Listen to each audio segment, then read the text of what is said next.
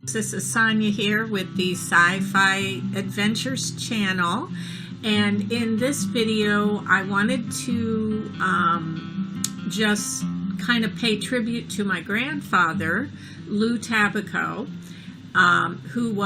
he has passed on, but he was a science fiction writer, and he's a lot of the reason why I am now writing my story Time Tracks. And why I even wanted to attempt writing a story, a science fiction story. But my grandfather wrote really many stories, and I just wanted to share one of them here today with you guys. And this is one called The Harley Helix. But before I read it, I also want to say a special thank you to my bestie friend, Mary, for getting me the story.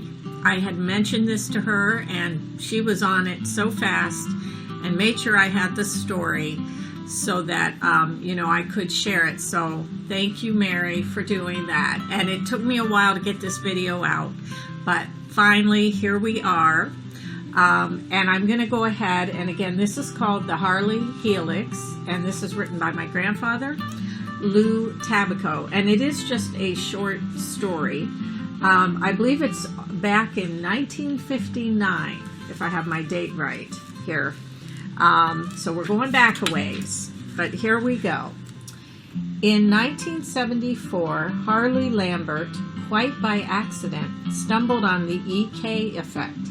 Had his education been more orthodox, he would have known better than to string together so weird an assortment of coils, wires, resistors, and vacuum tubes to achieve a result that was already adequately performed by a 98-cent gadget. Had he been anything but a dilettante, he would never have made the mistake of connecting up the fantastic array in reverse. Be that as it may, when he pulled the switch, a surge of power blew the side out of his laboratory.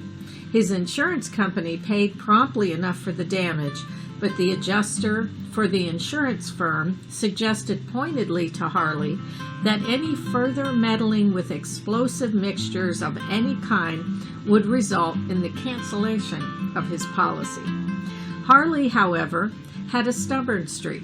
And since Harley's Helix, as it later came to be known, was basically undamaged, it was a simple matter to set up makeshift safeguards and repeat the experiment. This time, though the wall was again blown out, Harley obtained some interesting reading. No matter how often he checked and rechecked, the result came out the same. About 60 watts of electrical power had been fed into the apparatus, and a few thousand kilowatts had erupted from the other end. At this point, Harley had the surprising good sense to call in expert advice and assistance, and in less than a year, Harley's Helix was perfected. A model the size and price of a typewriter could supply a good-sized city's power requirements indefinitely, and this meant that mankind had finally managed to violate the first law of thermodynamics: something from nothing, unlimited power, free for the asking. Now, if Harley had been an ordinary man, he would have done one of two things. He could have sold his invention to the highest bidder and watched it gather dust in the vault of some utility holding company, or he could have found backing and marketed the device and eventually have become the richest, most powerful man on earth. Harley, however, was an idealist. He gave the Helix free and unencumbered to the government. For a few years, there was widespread unemployment and general economic disorder.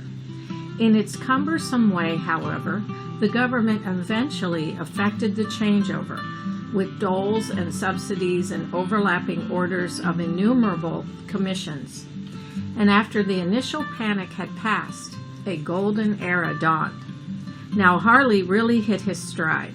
He rushed happily from country to country, distributing the Helix and preaching peace and brotherhood and death to the profit motive. Within 10 years, every other device in the world for producing power was replaced by a Harley Helix. The countries of the world joined hands in friendship. True, there were some pessimists who maintained that nature never offered something for nothing, and warned against the danger of channeling the entire planet's power requirements through a single unknown and untested device. Since most of these gloomy gusses were hard-headed businessmen, at least some of whom had owned stock in now defunct power companies, little attention was paid to their warnings. Then, one day, a strange-looking craft flashed from the sky and landed on the White House lawn. Its speed and maneuverability were such that there was no question as to its extraterrestrial origin. From the moment it landed, it was surrounded by television cameras, and the people of Earth sat breathlessly by their sets, waiting for their first glimpse of the outsiders. Finally, the door to the strange craft opened, and an almost disappointingly man-like creature stepped out. True, there were minor differences, like the 7-fingered hands and the purple tinge of his skin, but otherwise the alien looked very human. A delegation of the world's foremost scientists and statesmen advanced with outstretched palms in a gesture of universal friendship. The alien stepped back into his ship for a moment and then reappeared carrying a black box trailing 4 wires. 2 of these he attached to his head with some kind of anode paste, and then motioned for one of the delegates to step forward. There was a hurried consultation, and then the assembled crowd cheered as Harley Lambert stepped forward with a smile and without a tremor adjusted the other set of anodes to his forehead. A hush, and I have to turn the page, a hush fell over the vast assemblage as he began to speak. Welcome to Earth. We are glad you waited until now to contact us. Only in the last few years have we become worthy of contact with the other races of the galaxy. Only in the last few years have we learned to live with each other unselfishly. Though we undoubtedly have much to learn from you, we also have much to give. Welcome to Earth. The crowd cheered wildly at the conclusion of Harley's greeting. All those present stood straighter and raised their heads, feeling proud and noble and altruistic. The cheering subsided slowly as the alien raised his hand. His voice rang out in loud and unmistakable tones from the black box. I don't know anything about all that. I'm a collector for galactic utilities. For 3 time units, you've been drawing on our power, and we are not, after all, in business for our health. I've come to deliver your bill. So there we go. And yes, that's my Grandpa Lou in a nutshell. He writes a science fiction story that is a big joke, but a very well written one, with a punchline. But you know what? My grandpa wrote it. I'm proud of it.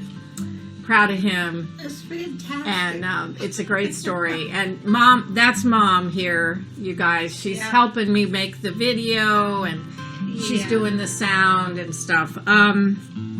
So anyway, that is the end of my grandpa's story, and I do hope you guys enjoyed it. It appeared in a magazine. We're going to show the picture of it when we make the video, right, Mom? Right. On the video. Right.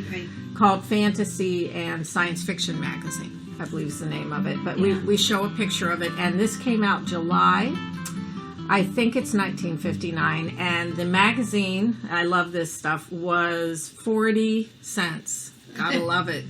Back in the day, you gotta love it. So anyway, I hope you guys enjoyed this. This was just for a little bit of fun, but also to honor my grandfather, and just to say, you know, this is part of my heritage, and, you know, my love of science fiction goes all the way back to my childhood. All of this stuff is fascinating to me, and I grew up with it, so I do feel really sort of blessed to have had that kind of opportunity growing up. And before I close, I'll just add that I really did have the unique chance to be around writers because my grandfather ran Midwest Con. And so for any of you really hardcore sci-fi buffs out there, you'll know what Midwest Con is, but that was a science fiction convention.